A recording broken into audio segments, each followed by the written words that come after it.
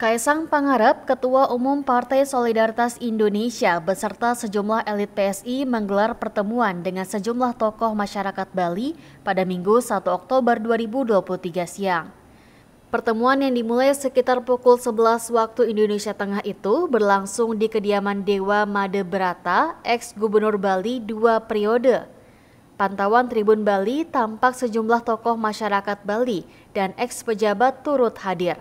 Mereka adalah sang tuan rumah Dewa Made Brata, Ketua Wanita Tani Indonesia Provinsi Bali, Tuti Kusumawardani, perwakilan Organda Gede Dharma Wijaya.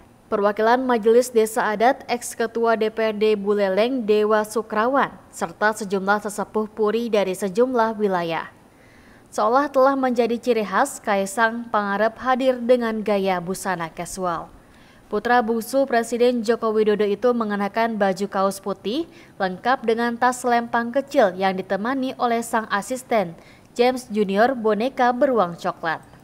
Pertemuan itu, kata Kaisang Pangarep, guna meminta wejangan dan saran dari para senior.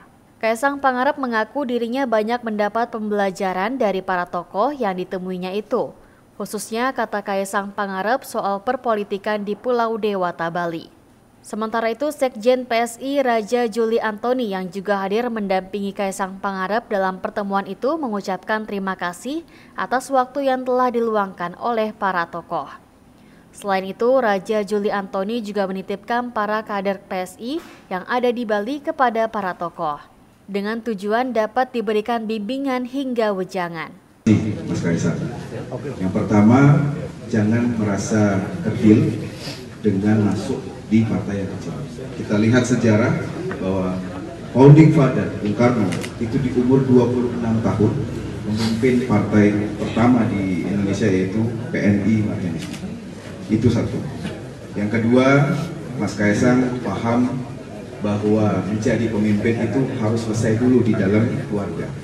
Dalam arti kita tidak bisa jadi pemimpin kalau kita masih berpikir besok harus makan apa. Selesai dulu urusan domestik, baru kita bisa membantu masyarakat. Dan itu sudah Mas Kaisang selesaikan. Kami melihat profil Mas Kaisang bahwa sudah cukup, lebih dari cukup bahkan, untuk posisi di domestik. Yang ketiga, kami ingin menitip pesan Mas Kaisang. Serap energi positif dari Bali. Karena Pulau Bali ini merupakan apinya Pancasila.